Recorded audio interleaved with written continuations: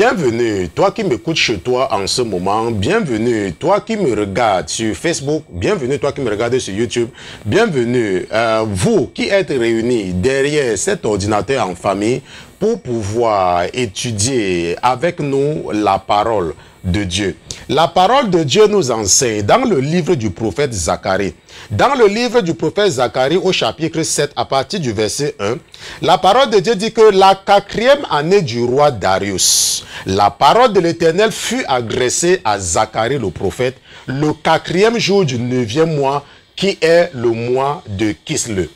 On avait envoyé de Bethel, Charetzer et Reguem-Melech avec ces gens pour implorer l'Éternel et pour dire aux sacrificateurs de la maison de l'Éternel des armées et aux prophètes, faut-il que je pleure au 5e mois et que je fasse abstinence comme je l'ai fait tant d'années. La parole de l'Éternel des armées me fut adressée en ce mot, dit à tout le peuple du pays et aux sacrificateurs, quand vous avez jeûné et pleuré au 5e et au 7e mois, et cela depuis 70 ans, est-ce pour moi que vous avez jeûné? Et le verset 13 dit que quand ils appelaient, ils n'ont pas écouté. Aussi, n'ai-je pas écouté quand ils ont appelé, dit l'Éternel des armées.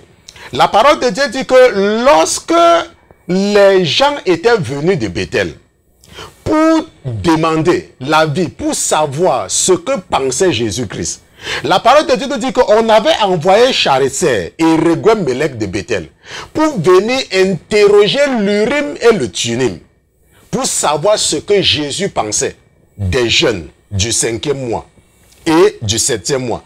La parole de Dieu dit que Jésus avait dit au prophète Zacharie, il faut leur dire que même quand ils jeûnent le 5e et le 7e mois, et depuis même 70 ans, est-ce que c'est pour moi qu'ils ont fait cela?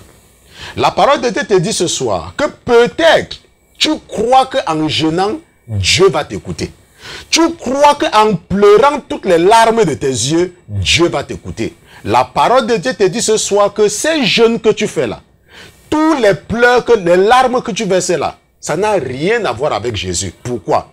Parce que quand il t'appelait, tu n'écoutais pas. Et c'est pour cela également qu'il te dit ce soir que si tu continues à ne pas écouter les conseils qu'il te donne par la bouche de son serviteur que je suis, alors le moment vient, et le moment est même presque venu, où toi aussi tu vas l'appeler et il ne va pas écouter. Je te remercie d'être à l'écoute ce soir et je remercie le Seigneur de te mettre en garde contre l'esprit de la rébellion. Parce que parfois tu peux croire que tu es en train de jeûner pour faire plaisir à Jésus-Christ alors que ton jeûne ne lui dit absolument rien. Parce que ce qu'il attend de toi, c'est d'aimer la veuve. Ce qu'il attend de toi, c'est d'aider l'orphelin. Ce qu'il attend de toi, c'est d'aider le pauvre. Ce qu'il attend de toi, c'est d'appliquer la justice. C'est d'être quelqu'un de gloire. C'est de détester la méchanceté, de détester le commérage. Voilà le jeûne que ton Dieu te demande de faire ce soir. Ce soir, nous allons voir la vie de recrutement de Sion. C'est ce que nous allons étudier en même temps que le chapitre 12 du livre de Actes, ou alors du chapitre 12 des Actes des premiers chrétiens. Mais avant toute chose, avant de voir la vie de recrutement de Sion, la vie de recrutement pour Sion, nous allons d'abord nous assurer de la présence de votre Père dans ce studio parce que vous êtes des princes et des princesses. Mais comme votre Père n'est pas un roi ordinaire, comme lui, il est Dieu, comme il est le créateur des cieux et de la terre, comme c'est lui qui avait tout prononcé à la création, nous allons demander à tous les autres qui se trouvent sous la terre, sous la mer, sur la terre, dans le ciel, de se taire, le temps pour nous de dérouler le tapis rouge et d'accueillir dans ce studio Jésus-Christ de Nazareth. Gardez l'écoute. À tout à l'heure.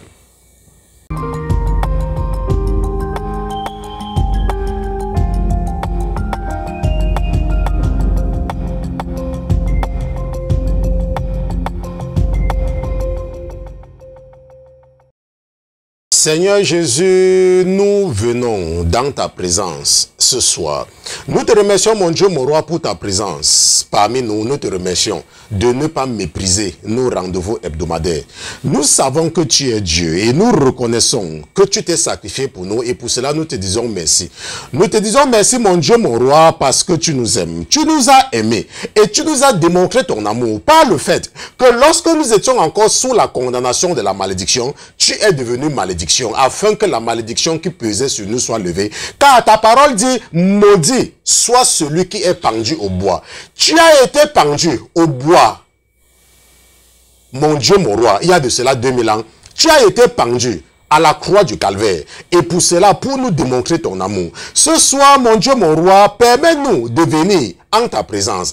Permets-nous de venir te présenter notre holocauste. Permets-nous de venir te présenter nos sacrifices de culpabilité, nos sacrifices d'expiation, notre offrande en don, nos sacrifices d'action de grâce. Nous te remercions, mon Dieu, mon roi, pour ta présence ce soir.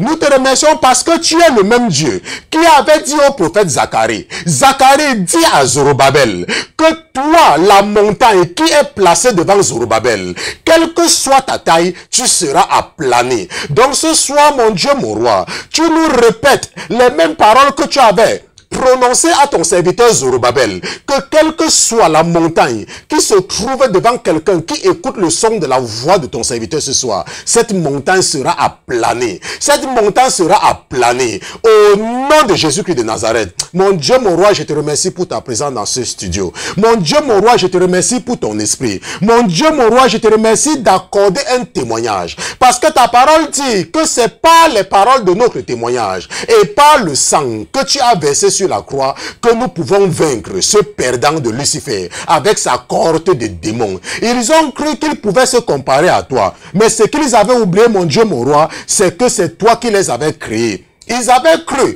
que la créature pouvait se lever au-dessus du Créateur. Mais c'était sans compter. C'était ne pas connaître, mon Dieu, qui est le Dieu d'Abraham. C'était ne pas connaître qui est le Dieu de Zacharie. C'était ne pas connaître qui est le Dieu de Josué. C'était ne pas connaître qui est le Dieu d'Ésaïe. C'était ne pas connaître qui est le Dieu de Jérémie. Mon Dieu, mon roi, ce soir, c'est devant le Dieu de Jonas que nous venons. Nous venons devant toi, ô Seigneur Jésus, parce que tu es fidèle. Nous venons devant toi parce que ta parole ne change pas. Et nous avons la confiance que si nous marchons en respectant les ordonnances, en respectant les préceptes que tu nous as donnés, que tu nous as conseillés par ton serviteur Moïse et par ceux qui nous ont précédés, alors nous avons l'assurance et nous avons la garantie qu'un jour, nous allons vivre avec toi au paradis. Qu'un jour, nous allons chanter avec les séraphins. Qu'un jour, nous allons chanter avec les anges.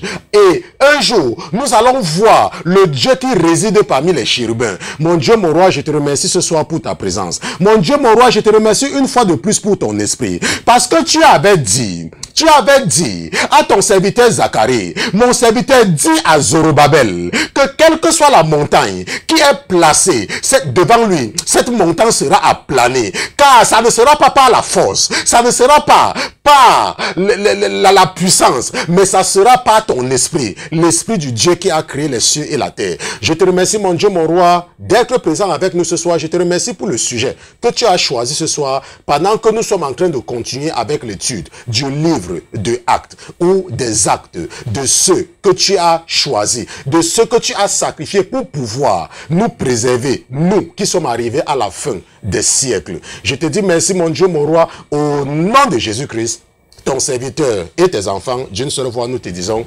Amen, Amen, Amen, Amen. Donc, nous remercions Jésus-Christ pour son sacrifice. Nous le remercions parce qu'il est Dieu. Nous le remercions parce que sans lui, il nous serait totalement impossible d'aller devant le Dieu qui a créé les cieux et la terre. Donc, ce soir, comme je l'ai dit en introduction, nous allons voir ensemble la vie de recrutement de Sion. Ok, ou alors la vie de recrutement pour Sion.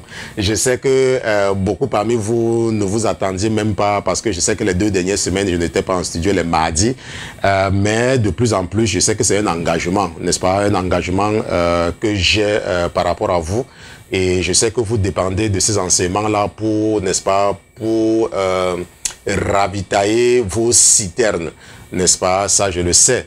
Mais comme je l'ai dit, parfois également, je suis fatigué. Je sais également que je dois vous enseigner parce que c'est la promesse que j'avais faite, n'est-ce pas, au Seigneur lorsque je l'avais imploré de me délivrer des mains de la mort. Donc je lui avais dit, si tu me délivres des mains de la mort, alors je vais me mettre à ton service jusqu'à la fin de ma vie. Et c'est pour cela que je fais tout ce que je peux faire. Et je pense que cet après-midi, j'étais en train de dire à quelqu'un que il faut regarder Dieu comme un père. Parce qu'il est effectivement notre père. Ok, c'est comme ça qu'il faut le regarder. Notre père n'est pas un tyran. Ok, notre père n'est pas un tyran. Notre père, c'est un père. Et lorsque tu fais le travail de Dieu, il faut toujours savoir que tu es en train, n'est-ce pas, de travailler pour ton père. Ok, et ce n'est pas un militaire.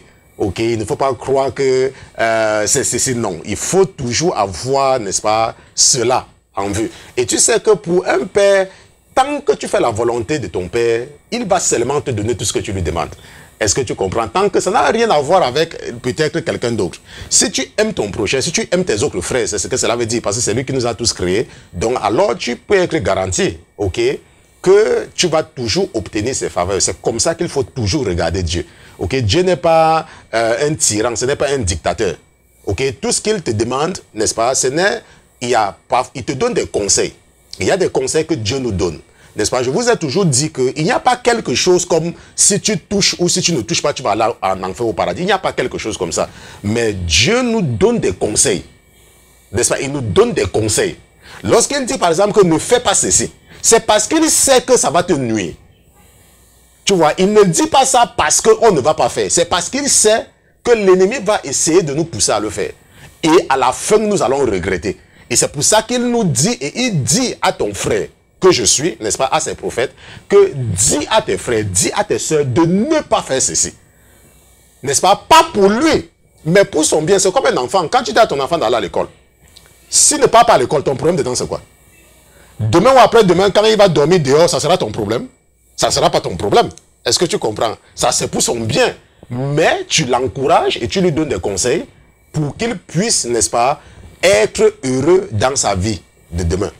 Maintenant, nous allons partir directement dans Actes chapitre 12. Je pense que nous avons introduit assez longtemps comme ça pour aujourd'hui. Actes chapitre 12. Ok, aujourd'hui nous allons voir la vie de recrutement de Sion. Dans Actes chapitre 12, nous lisons à partir du verset 1. Et je crois que peut-être d'ici la fin de la semaine, nous allons terminer avec l'étude de Actes. Parce que rappelez-vous, je vous avais dit qu'on devait s'arrêter en principe, n'est-ce pas, Actes chapitre 15. À moins que l'esprit qui est en moi, n'est-ce pas, ne me demande, parce que parfois, ces temps-ci, je suis en train de voir 18. Je ne sais pas pourquoi, mais à moins, n'est-ce pas, qu'il me pousse d'aller à 18. Mais l'objectif du fait que nous sommes en train d'étudier Actes après nous être arrêtés sur Ruth, c'est parce qu'il y a des choses que je voulais vous faire comprendre. Et vous avez constaté qu'il y a beaucoup de choses que vous avez compris depuis, n'est-ce pas, que nous avons commencé avec l'étude des Actes. Ok, parce que la Bible, c'est l'Ancien Testament et le Nouveau Testament. Ok, donc c'est pour cela, et vous voyez que c'est pratiquement la même chose, parce que nous sommes dans Actes, mais tout le temps nous sommes dans l'Ancien Testament, et quand nous étions dans l'Ancien Testament, tout le temps nous étions dans le Nouveau Testament. Ok, donc c'est quelque chose, c'est complémentaire, les deux sont complémentaires. Maintenant, lorsque nous sommes dans Actes, nous lisons que vers le même temps, le roi Hérode se mit à maltraiter quelques membres de l'Église. Je tiens à rappeler que nous sommes ici là en train d'étudier des Actes. Et nous avons commencé avec Actes chapitre 1. Et si c'est la première fois pour toi de te connecter, nous nous retrouvons 3 fois par semaine, mardi, mercredi, jeudi, à partir de 21h, heure de New York, pour nos séances d'études bibliques. Nous ne nous retrouvons pas pour des sermons. Ok, c'est pour cela que le programme de l'étude biblique est affiché sur le site du ministère, lasainteté.com. Tu peux regarder le programme de l'étude biblique là-bas. Et nous conseillons toujours, n'est-ce pas, de lire avant de se connecter. Donc c'est comme aujourd'hui. Nous sommes en train d'étudier Actes chapitre 12. Nous allons seulement étudier les 5 premiers versets. Et demain, nous allons continuer. Donc, c'est mieux pour toi de lire avant de te connecter. Parce que si tu ne lis pas, moi, je ne vais pas venir ici lire tout. Ok, j'explique seulement. Je suis un enseignant. Donc, je ne suis pas là pour venir faire le travail à ta place. Donc, il faut prendre l'habitude, si c'est la première fois pour toi de te connecter, bien évidemment. Parce que je sais que mes étudiants, n'est-ce pas, mes soeurs et mes frères, ils savent déjà. Donc, ce soir... ce que nous faisons généralement, c'est que lorsque je lis un verset, en fonction de l'inspiration du Saint-Esprit, je développe. Et c'est pour cela que par rapport à ce que je lisais, l'Esprit en moi m'a donné le sujet avis de recrutement pour Sion. Ok, et Sion, c'est S S-I-O-N, Sion, ça veut dire la montagne de Dieu, n'est-ce pas? C'est encore un autre nom du paradis, Sion, n'est-ce pas? Et la capitale de Sion, c'est Jérusalem. C'est pour ça qu'on parle de la nouvelle Jérusalem. Donc lorsque tu parles de la montagne de Dieu, donc la montagne de Sion, Sion c'est un autre nom du paradis. Est-ce que tu comprends? Donc, et aujourd'hui, nous sommes en train de voir la vie de recrutement pour le paradis. Tu vas comprendre tout à l'heure lorsque je vais entrer dans les détails. Ok? Donc, vers le même temps, le roi Hérode s'est mis à maltraiter quelques membres de l'église et fit mourir par l'épée Jacques, le frère de Jean. Nous nous sommes attardés sur les 12 apôtres, je pense, la semaine dernière. Et nous avons vu que Jacques était le frère de Jean et nous savons également qu'il y a un autre Jacques qui est le frère de Jésus. Ok? Parce que nous savons que Jésus avait des frères et des sœurs. Marie n'est pas restée vierge. Ok? Contrairement à ce qu'on enseigne à certaines personnes. Donc, Jacques, dont il est question ici, Jacques, que Hérode va tuer, ok, sera le frère de Jean. Ce n'est pas le Jacques, ok, ce n'est pas le Jacques qui a écrit, n'est-ce pas, le livre de Jacques. Ce n'est pas le livre de Jacques, n'est-ce pas, c'est le Jacques, le frère de Jésus. Et le Jacques, c'est là, c'est le frère de Jean. Et Jean, c'est celui qui a écrit Apocalypse et l'évangile de Jean. Et puis 1 Jean, 2 Jean. Ok, ça c'est le même Jean. Donc c'est son frère. Ok, et c'était les enfants de Zébédée. Leur père s'appelait Zébédée. Et Jean, c'était l'apôtre que Jésus aimait le plus. Et lorsque nous étudions les 4 évangiles, nous avons vu que l'évangile de Jean, c'est l'évangile le plus spirituel. Ok, parce que c'est lui, il était tellement proche, il était dans le cercle restreint, donc il connaissait, tout comme son frère Jacques et Pierre, c'était les 3 qui connaissaient Jésus le plus, parce qu'il faisait partie du cercle restreint. Et c'était avec eux, n'est-ce pas, que lorsque le Seigneur voulait faire quelque chose, qu'il ne voulait pas que tout le monde soit là, il les amenait toujours avec eux, n'est-ce pas, il amenait toujours Jacques, Jean et Pierre avec lui, n'est-ce pas. Donc ce soir, la Bible nous dit que Hérode, n'est-ce pas, va faire mourir par l'épée Jacques, le frère de Jean, n'est-ce pas? Et voyant que cela était agréable aux Juifs, il fit encore arrêter Pierre. Pierre, ici, là, c'est celui à qui Jésus a dit que je te remets, n'est-ce pas, les clés du paradis, n'est-ce pas, et la clé du séjour des morts. Donc ça, c'est Pierre. Donc en fait, c'est lui qu'on appelle le premier apôtre, ok, parce que c'était en fait lui comme le chef, n'est-ce pas, des 12. Mais ce n'est pas lui, n'est-ce pas, qui a dirigé l'église après le départ du Seigneur. Non, c'est le frère de Jésus qui était le chef de l'église après le départ. Ok, ce n'était pas Pierre, il faut comprendre. Un jour, je vais vous enseigner ça. C'est parce que je n'ai vraiment pas envie d'aller là-bas, parce qu'il faut qu'on reste concentré. Mais il faut déjà le savoir. Ok. Donc, si un jour on te demande qui était le responsable de l'église après le départ de Jésus, non, ce n'est pas Pierre. Ok. C'est vrai que tu peux croire que c'est Pierre, mais ce n'est pas lui. Et la Bible dit que ce n'est pas lui. Ok. Et je pense qu'un jour, nous allons revenir là-dessus. Maintenant, voyant que cela était agréable aux Juifs, il s'est arrêté Pierre. Et c'était pendant les jours des pains sans levain. Après l'avoir saisi et jeté en prison, il le mit sous la garde de 4 escouades de 4 soldats chacune, avec l'intention de le faire comparaître devant le peuple après la Pâque. Pierre donc était gardé dans la prison et l'église ne cessait d'adresser pour lui des prières à Dieu. Ok, et je voudrais que tu soulignes ici là que Pierre était gardé, n'est-ce pas, par 4 escouades dans la prison et l'église ne cessait d'intercéder pour lui. Qu'est-ce que nous apprenons? Nous voyons ici là que Hérode a fait mourir Jacques. Et Hérode maintenant veut également faire mourir Pierre. Parce que ça plaît, n'est-ce pas, au peuple. Parce que c'est bien maintenant. De quel Hérode s'agit-il? Tu sais, il y a 2 Hérodes en fait dans la Bible, n'est-ce pas? Le Hérode ici là, ce n'est pas le Hérode qui était là au moment de la naissance de Jésus-Christ. Tu sais que la Bible dit que Hérode avait ordonné qu'on tue tous les enfants de 2 ans en descendant. Quelque chose comme ça. Si nous partons... je ne sais même pas si j'ai noté ça parce que je croyais que c'était évident à comprendre et que je ne me suis pas... Bon, c'est dans Matthieu chapitre 2, verset 16. Ok, si nous partons dans Matthieu chapitre 2, verset 16, je croyais que je n'ai même pas noté cela. Matthieu chapitre 2, verset 16. La parole de Dieu dit qu'alors Hérode, voyant qu'il avait été joué par les mages qui avaient su que Jésus était né et puis ils ne sont plus retournés par le même chemin, n'est-ce pas? Je sais bien que tu as lu la partie là au moins. Ok, bon, si tu n'as pas lu, je te conseille d'aller relire l'Annonciation et puis la naissance de Jésus. Ok, alors Hérode, voyant qu'il avait été joué par les mages, s'est mis dans une grande colère. Il envoya tuer tous les enfants de 2 ans et au-dessous, n'est-ce pas? Parce qu'il voulait éliminer, il voulait s'assurer qu'il va tuer, n'est-ce pas, l'enfant Jésus. Mais le Hérode là, ce n'est pas le même Hérode ici là. Parce que le Hérode là était mort. Ok, et ça, tu peux voir ça au verset 19. n'est-ce pas, quand Hérode fut mort, voici un ange du Seigneur apparu en songe à Joseph. Parce que Joseph était parti avec sa femme. Bon, c'était sa fiancée à l'époque, ok.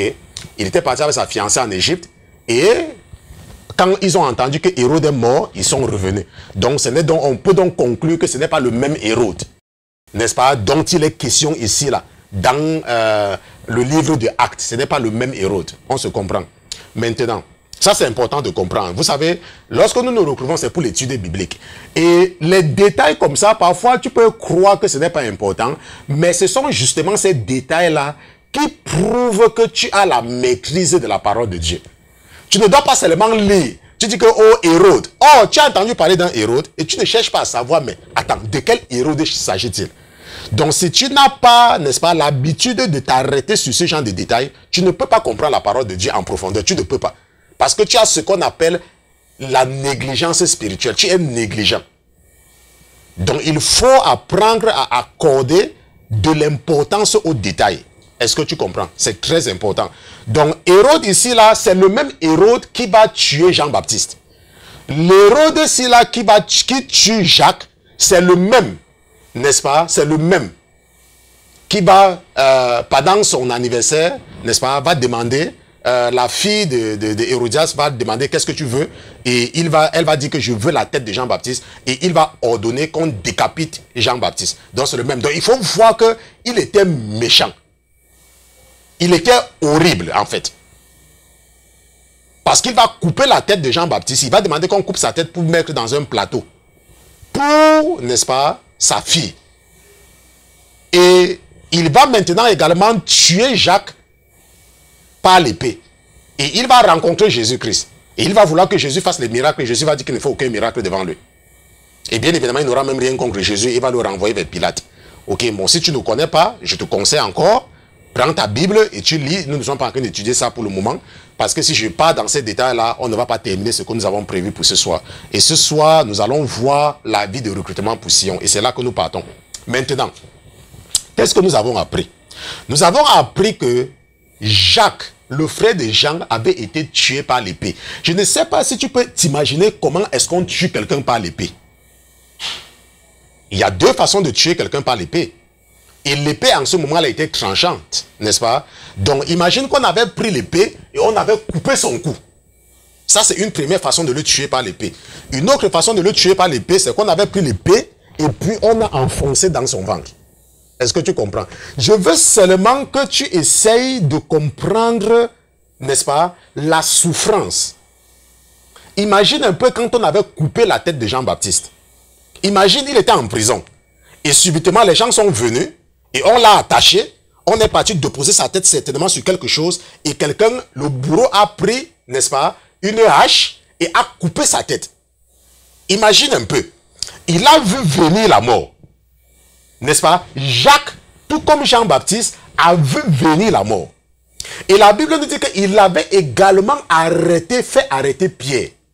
Et Pierre était en prison. Et Pierre était enchaîné. Pierre était enchaîné et gardé par 4 escouades. Tu peux imaginer que Pierre savait qu'il allait mourir. Pierre savait qu'il allait mourir. Mais qu'est-ce que Jésus avait dit à Pierre? Qu'est-ce que Jésus avait dit à Pierre? Jésus avait dit les bonnes paroles à Pierre. Ok? Je ne sais pas si je vais retrouver ça rapidement parce que l'Esprit est en train de me dire que je voudrais que tu lises ça pour tes frères.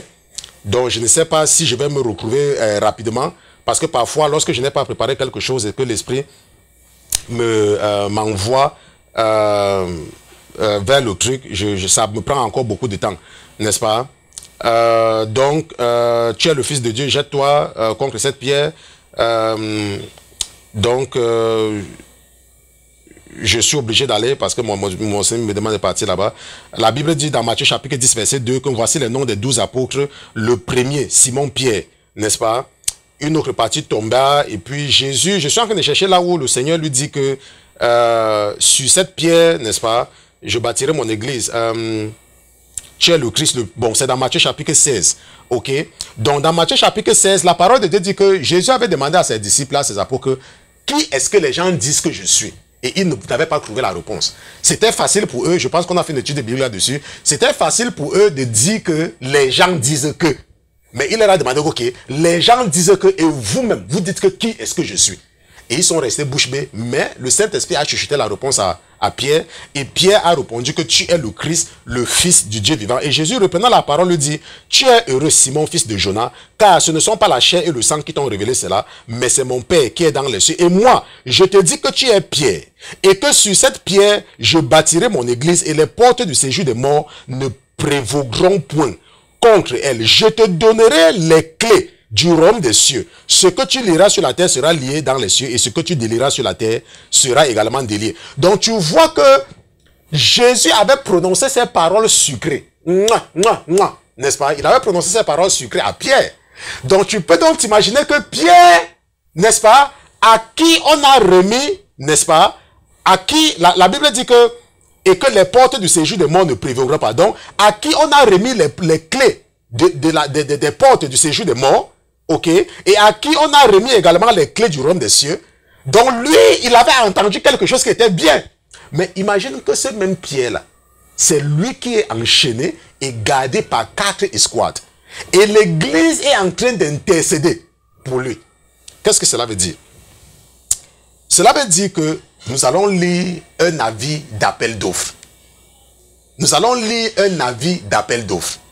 Et après la lecture de l'avis d'appel d'offres d'une société de la place, nous allons revenir pour t'amener à comprendre. Parce que si j'explique ce que je vais expliquer, tu vas comprendre, mais tu ne vas pas comprendre que comme quand je vais lire l'avis d'appel d'offres. Voici une société qu'on appelle DIA, qui est en train de rechercher, n'est-ce pas, qui est en train de recruter. Et voilà son avis d'appel d'offres. L'appel d'offres dit que DIA, la chaîne de magasins hard discount du groupe Carrefour, est l'un des acteurs les plus dynamiques de son secteur et adapte sans cesse son concept aux attentes des consommateurs.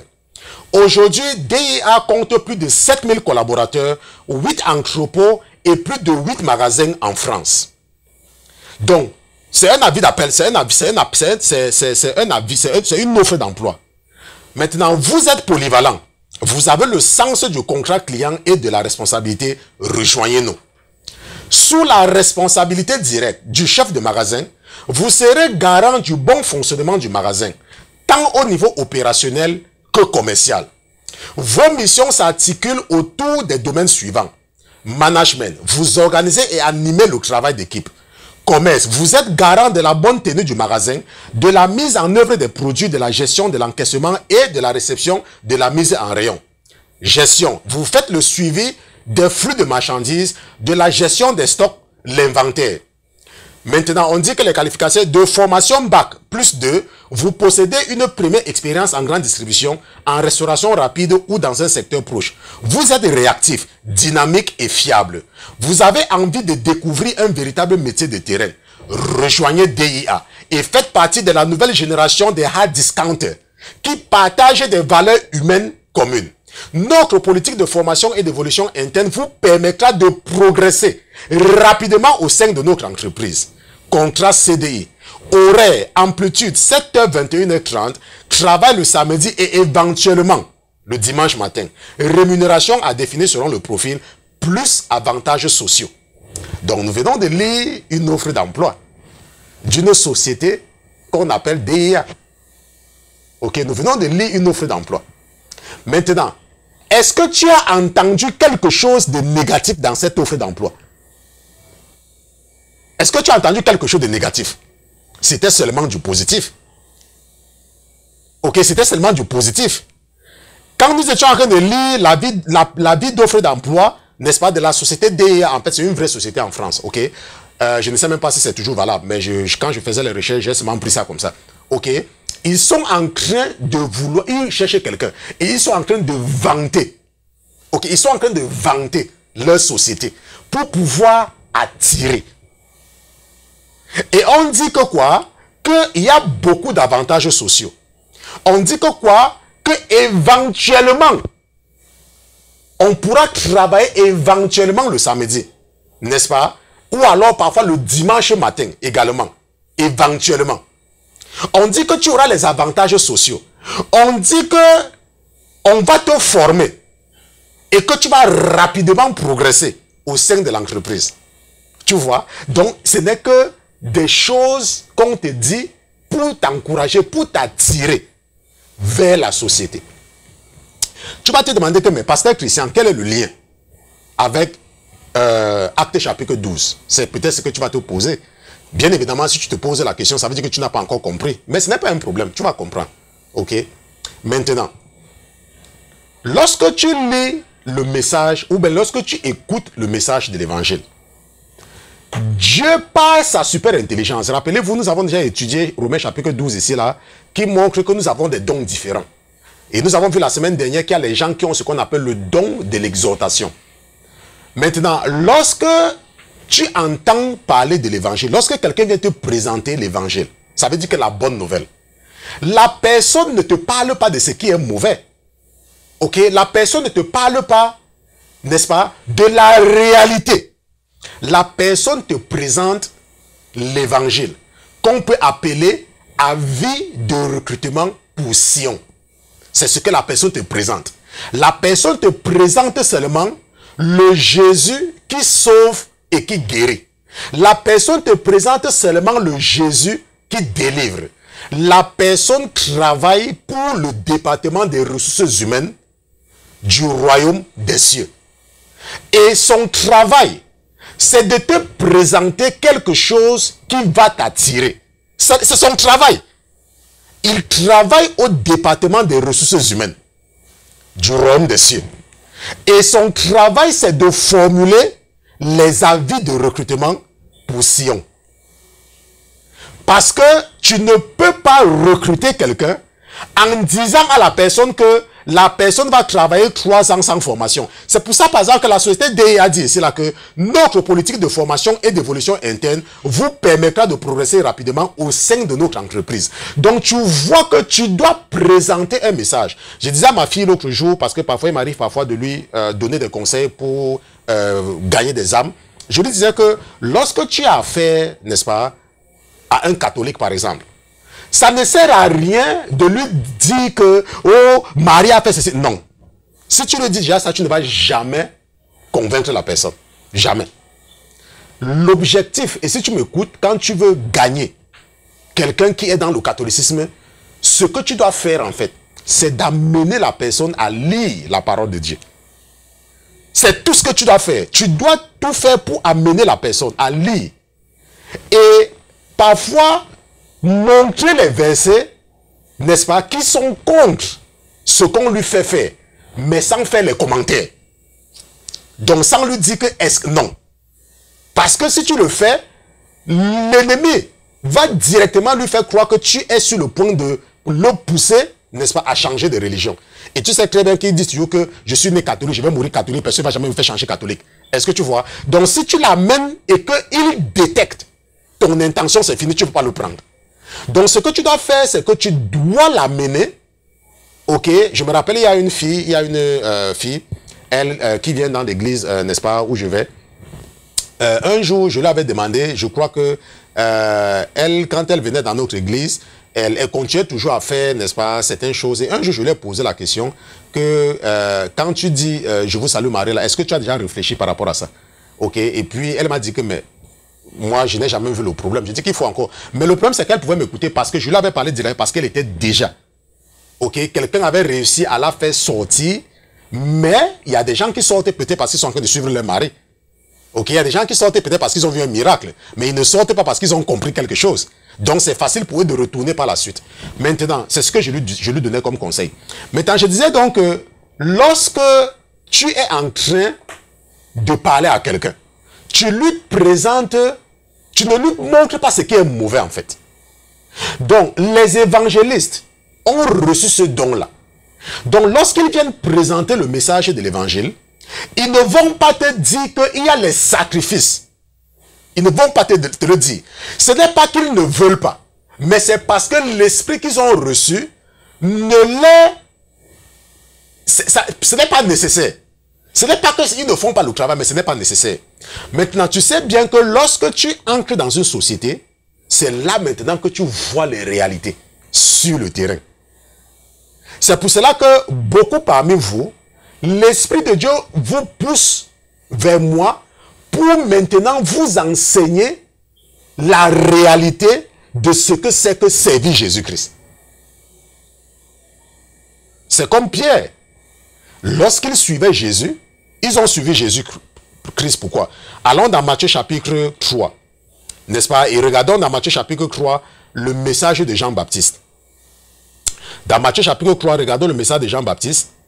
La parole de Dieu dit qu'en ce temps-là parut Jean-Baptiste, prêchant dans le désert de Judée, il disait, repentez-vous, car le royaume des cieux est proche. Voilà le message de Jean-Baptiste. Repentez-vous, car le royaume des cieux est proche. Voilà, c'était ça le message de Jean. Que si tu changes, alors tu vas hériter du royaume des cieux. Et tout le monde voulait hériter du royaume des cieux. Mais Jean n'était pas là pour dire que quand tu vas venir, n'est-ce pas, alors il va falloir que tu abandonnes ceci. Allons un peu dans Jean chapitre 3. Allons un peu dans Jean chapitre 3. N'est-ce pas, dans l'évangile de Jean chapitre 3, lisons à partir du verset 16. La parole de Dieu nous dit que car Dieu a tant aimé le monde, qu'il a donné son Fils unique, afin que quiconque croit en lui ne périsse point, mais qu'il ait la vie éternelle. Dieu, en effet, n'a pas envoyé son Fils dans le monde pour qu'il juge le monde, mais pour que le monde soit sauvé par lui. N'est-ce pas? Voilà ce que les évangélistes, n'est-ce pas, présentent la plupart du temps, quand ils sont en campagne d'évangélisation. Car Dieu a tant aimé le monde, qu'il a donné son Fils unique, c'est-à-dire Jésus-Christ, afin que quiconque croit en lui ne périsse point, mais qu'il ait la vie éternelle. Tu vois que ici, là, c'est comme la vie d'offre d'emploi que nous avons lu tout à l'heure. Donc, on te montre le bon côté. C'est le même bon côté que Jacques avait reçu. Mais qu'est-ce qui va se passer? On va le tuer par l'épée. On va le tuer. Ça veut dire que c'était une mort sauvage. De la même façon que Jean-Baptiste va couper son cou. De la même façon que toi qui m'écoutes ce soir. Depuis que tu as donné ta vie à Jésus, au départ, c'était bien. Au départ, les choses étaient bien. Parce que c'était conforme à la vie d'appel d'offres. Et depuis un certain temps, tu te rends compte que les choses ne sont pas comme on te l'avait montré. Les choses ne sont pas comme on t'avait présenté Jésus. On t'avait dit que peut-être tu es venu à Jésus parce que tu étais malade. Peut-être tu es venu à Jésus parce qu'il y avait beaucoup de gens qui mouraient dans ta famille. Peut-être tu es venu à Jésus parce que tu n'arrivais pas à te marier. Et quelqu'un t'a dit que non, si tu donnes ta vie à Jésus, alors Jésus peut rompre, n'est-ce pas, les malédictions générationnelles. Ou bien, par exemple, peut détruire les esprits familiers et tout, et tout, et tout. Et tu as donc donné ta vie à Jésus. Au départ, les choses semblaient aller bien. Mais maintenant, les choses, tu te rends compte que tu n'as plus d'amis. Tu te rends compte que les gens parlent mal de toi. Tu te rends compte qu'on t'insulte que tu es born again. Tu te rends compte que les gens ne parlent plus avec toi. Et tu te dis que mais qu'est-ce qui ne va pas? N'est-ce pas? Ce que je dois te dire, c'est que lorsque on te recrute dans une société, il y a ce qu'on appelle le temps d'observation. On appelle ça, n'est-ce pas, la période transitoire. Et pendant la période transitoire, on t'observe. Et si, n'est-ce pas, tu réussis à satisfaire ton employeur pendant la période transitoire, alors on va te garder.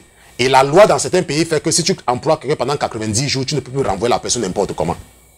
Maintenant, et tu sais bien que pour rester dans une société pendant des années, tu dois avoir un certain comportement. Tu dois respecter l'éthique de cette société, sinon on va te renvoyer, même après les 90 jours. On se comprend. Maintenant, ce que tu dois comprendre, c'est que Jésus-Christ est en train de recruter pour Sion. Ok? Jésus est en train de recruter pour Sion. Et il y a des gens qui sont experts pour écrire les appels d'offres, pour écrire ces avis de recrutement-là. Ce sont les évangélistes. Parce qu'il faut qu'ils te présentent la société qu'on appelle le royaume des cieux. Ils te présentent ça de façon positive. Maintenant, rappelle-toi que je suis en train de dire que Jésus-Christ est en train de recruter pour Sion. Mais Sion, ce n'est pas n'importe quel pays. Sion, c'est le paradis, c'est un monde parfait. C'est un monde où rien d'impur ne va entrer là-bas. Rien d'impur. Allons ensemble Allons ensemble dans Apocalypse, chapitre 21. Allons ensemble dans Apocalypse, chapitre 21, verset 27.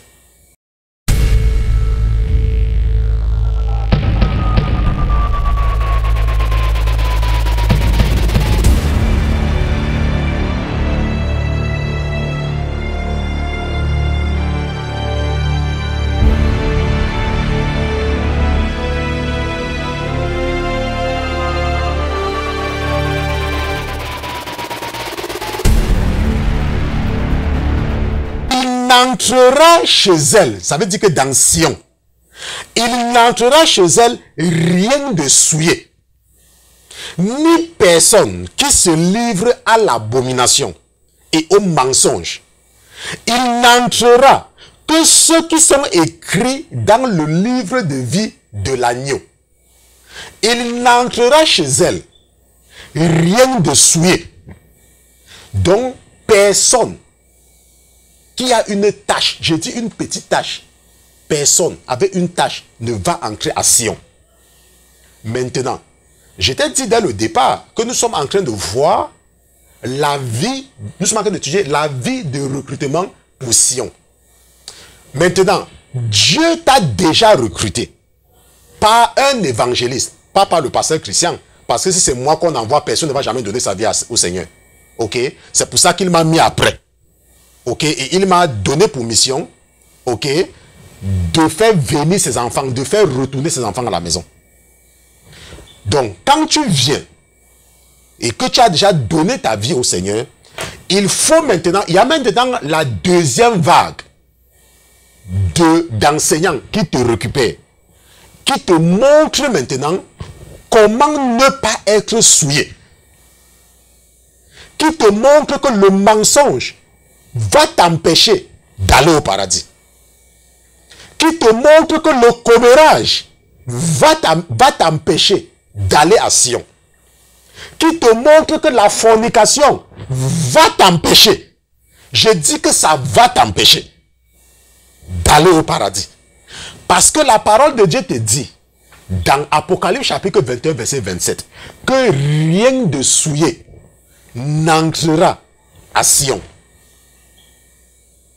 Il faut donc quelqu'un de courageux pour pouvoir te présenter la vérité, afin que tu puisses effectivement aller à Sion. Dans un premier temps, l'évangéliste t'a montré que Jésus sauve et guérit. C'est vrai que Jésus sauve et guérit. Ce n'est pas que ce n'est pas vrai. Mais le plus important, ce n'est pas la bénédiction. Le plus important, c'est la vie éternelle. Et pour hériter de cette vie éternelle, tu dois adopter un mode de vie parfait. Parce que nous sommes en train de parler de Sion. Nous sommes en train de parler du paradis. Je te pose une question. Juste une question simple. Une question. Oublie un peu que je suis un homme de Dieu. Oublie que je suis un pasteur qui te parle. Est-ce que toi-même là, tu t'imagines un paradis où il y a un menteur? Non. Oublie que je... Imagine-toi un paradis où il y a un menteur. Tu t'imagines un paradis où il y a un menteur? Tu t'imagines un paradis où tu as fini le travail à 18 h et tu ne rentres pas à la maison quand ta femme t'appelle au téléphone. Chérie, tu es où? Je suis encore au bureau. Attends, non, toi-même dis-moi. Tu imagines un paradis comme ça? Parce que parfois, tu finis le travail à 18 h, tu es peut-être en train d'aller rendre visite à quelqu'un, mais tu ne veux pas que ta femme sache. Et quand elle t'appelle, chérie, tu es où? Oh, je suis encore au bureau où j'arrive. Non, tu ne peux pas. Attends. Non, attends, ce n'est pas possible. Tu dois apprendre à dire la vérité. Est-ce que tu me comprends? Tu as deux options. Quand ta femme t'appelle, tu ne prends pas le téléphone. Mais si on te pose une question, tu dois dire la vérité. Si tu n'es pas parti au travail, que tu appelles ton lieu de travail, tu ne mens pas que tu ne viens pas au travail parce que tu es malade alors que tu n'es pas malade. C'est le mensonge. Tu dois dire à ton lieu de travail que je me sens fatigué Ou si tu dis que tu es malade, tu dois aller. Parce qu'il y a beaucoup de gens qui se retrouvent en enfer pour des petites choses. Hein. Attends, je vais te dire quelque chose. Tu sais ce qui amène la plupart du temps les gens en enfer? Ce ne sont pas les gros péchés. Hein. Ce sont les petites choses là que je suis en train de vous dire ce soir. Là. Ces petites choses. Ce sont ces petites choses là qui amènent la majorité des gens en enfer. Parce que beaucoup de gens ne tuent pas. Beaucoup de gens ne tuent pas. Beaucoup de personnes vivent dans la fornication quand ils sont jeunes, mais après se marient. Est-ce que tu me comprends? Beaucoup de gens. Mais ce sont ces petits mensonges-là. C'est le fait que peut-être quelqu'un t'a prêté de l'argent. Tu dis à la personne que je vais te rembourser ton argent dans 1 mois. 1 mois arrive. Tu n'appelles même pas la personne pour demander, n'est-ce pas, que la personne te donne encore un peu plus de temps. Tu restes tranquille sans rien dire. Et tu attends que la personne te demande son argent. Tiens-toi tranquille. Si tu meurs là, c'est directement l'enfer. Hein? Parce que ça montre à quel point tu es malhonnête. Hein? Attends. Tu vas me dire que, mais pasteur Christian, tu es parti voir quelqu'un. Prête-moi de l'argent. La personne t'a prêté de l'argent avec son bon cœur, n'est-ce pas? Maintenant, tu te rends compte que tu ne peux pas rembourser à temps. Un vrai enfant de Dieu appelle la personne et dit, s'il te plaît, je ne pense pas que j'aurai l'argent demain. Tu n'attends pas demain. Tu le fais la veille. Ou peut-être 1 semaine avant.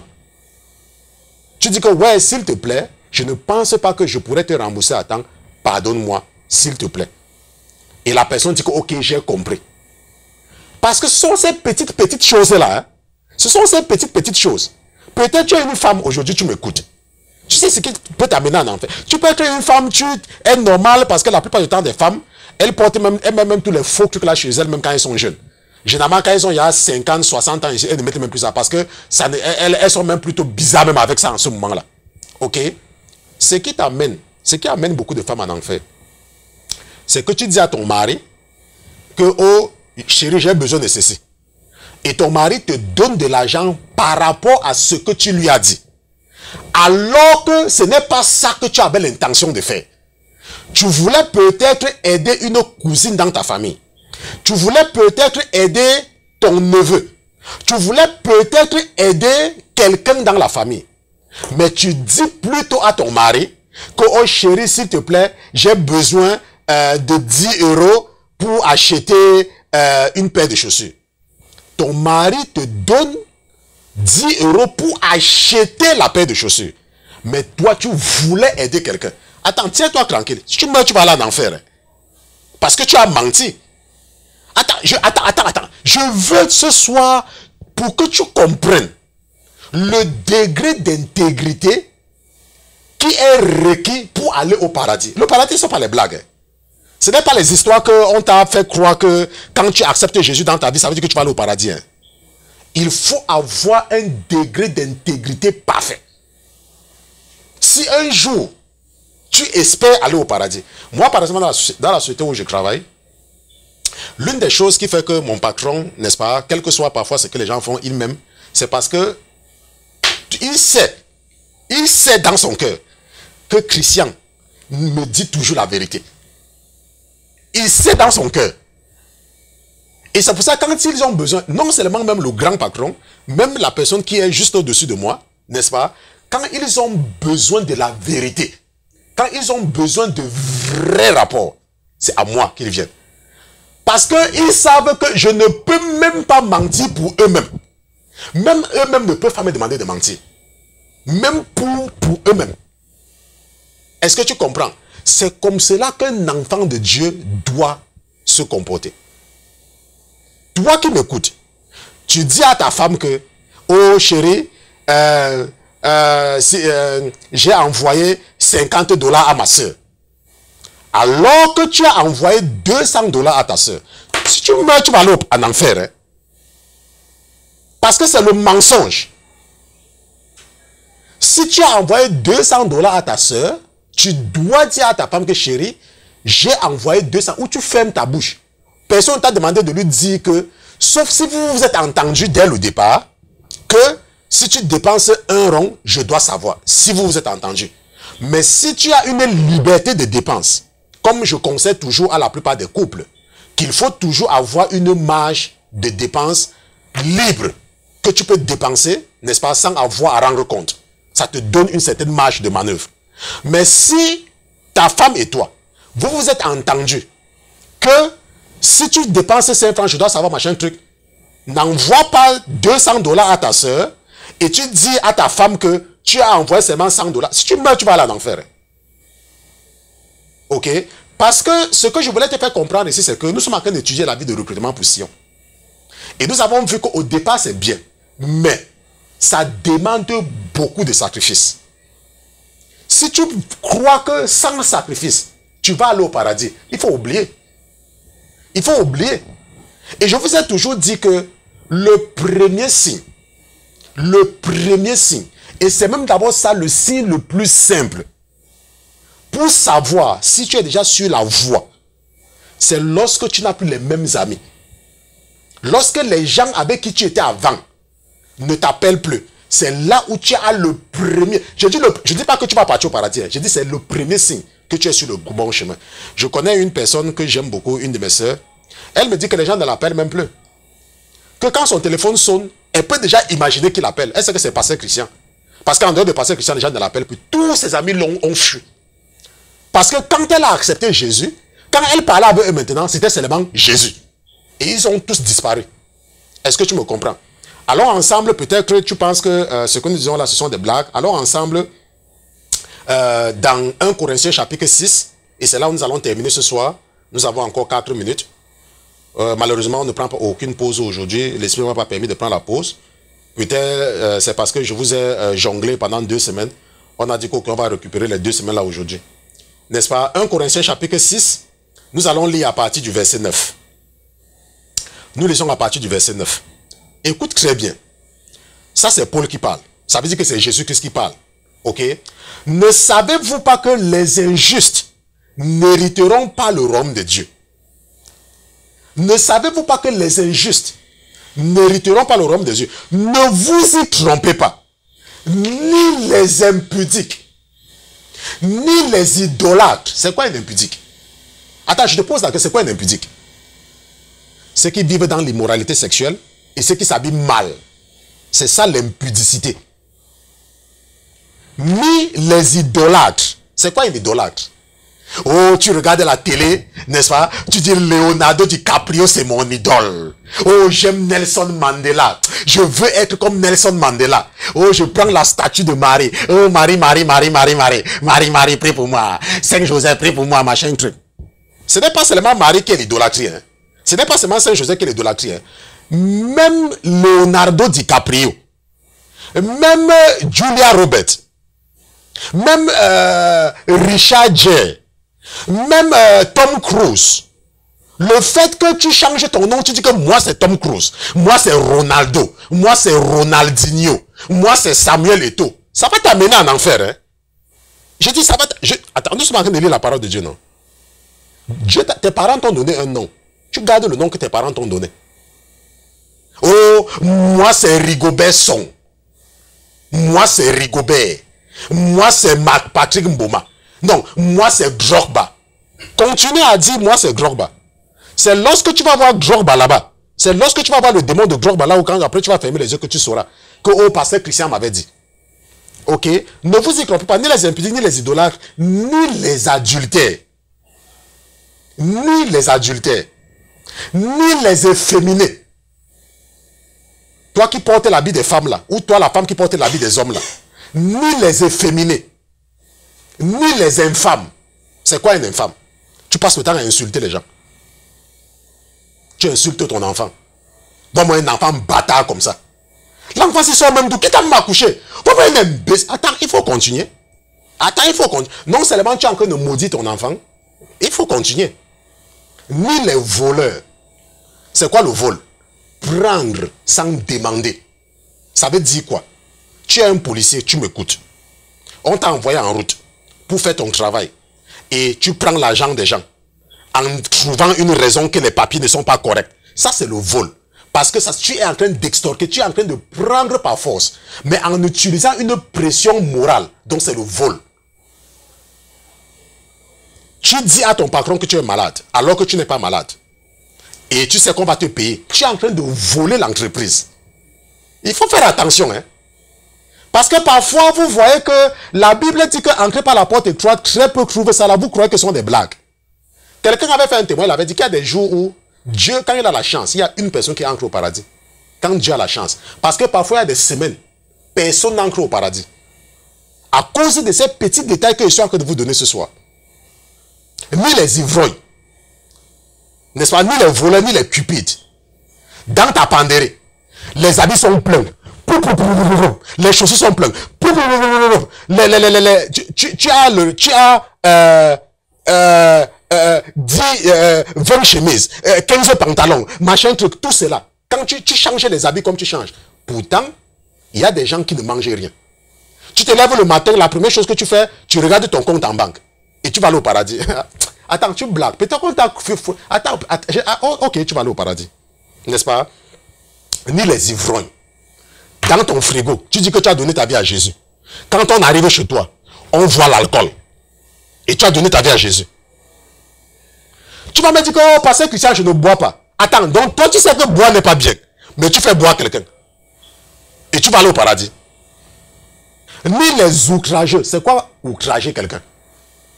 C'est que tu poses un acte qui offense l'autre. Tu poses un acte qui offense. Tu outrages l'autre par ton comportement. Peut-être que la personne te parle, tu fais comme ça. Un enfant de Dieu ne fait pas ça. Ça va être... Quelqu'un te parle. Tu dis que tu es un chrétien. Quelqu'un te parle. Tu dis... Ok, il faut continuer. Il faut continuer. N'est-ce pas? Ni les ravisseurs. Ça veut dire que les voleurs, c'est la même chose. La Bible dit que ne savez-vous pas que ceux qui font toutes ces choses-là mériteront du royaume des cieux? Et c'est là ce que vous étiez, quelques-uns de vous. Mais vous avez été lavés, mais vous avez été sanctifiés, mais vous avez été justifiés au nom du Seigneur Jésus-Christ et par l'Esprit de notre Dieu. Ça veut dire que lorsque tu acceptes Jésus, Jésus efface toutes ces choses que tu faisais avant. Maintenant, tu deviens une nouvelle créature, mais ne recommence plus. Ok, ne recommence plus. Mène une vie parfaite. Apprends à dire la vérité. Apprends à aimer ton prochain. Apprends à te sacrifier pour la gloire du Seigneur Jésus-Christ. Et ce n'est que par cette façon-là que tu pourras, n'est-ce pas, être accueilli dans Sion. Donc c'est pour cela que ce soir, nous avons étudié la vie de recrutement pour Sion. Sion, qui est le paradis, qui est la montagne de Dieu, avec sa capitale, Jérusalem. Je te remercie d'avoir été à l'écoute ce soir. Je remercie le Seigneur d'avoir mis dans ton cœur de te connecter. Je te remercie d'avoir écouté cette étude avec tes enfants. Ou alors je te remercie d'avoir suivi cette partie, n'est-ce pas, sur Facebook ou sur YouTube. Nous sommes arrivés au terme de notre premier rendez-vous de la semaine. Nous allons nous retrouver demain mercredi pour continuer avec l'étude du chapitre 12 du livre de Actes. Nous allons prier. Seigneur Jésus, je te remercie d'avoir été présent avec nous ce soir. Je te remercie pour ton esprit. Je te remercie, mon Dieu, mon roi, de n'avoir pas retiré ton esprit de ton serviteur que je suis. Et je te remercie de m'avoir utilisé une fois de plus pour avertir mes frères et mes sœurs. Je te remercie également, mon Dieu, mon roi, pour leur vie. Et je te remercie parce que je sais que toute personne qui est à l'écoute ce soir a son nom écrit dans le livre de vie. Mais si tel n'est pas le cas, mon Dieu, mon roi, pour le plaisir de ton serviteur que je suis, s'il y a quelqu'un qui a écouté la voix, le son de la voix de ton serviteur, et dont le nom n'était pas dans le livre de vie, mon Seigneur, mon Dieu, pour le plaisir de ton serviteur que je suis, permets à ton ange de réécrire tous les noms de ceux qui ont écouté ce message, que ce soit en direct, que ce soit en différé, dans le livre de vie. Je te remercie d'avoir exaucé ma requête au nom de Jésus-Christ. Ton serviteur te dit merci. Amen, amen, amen, amen.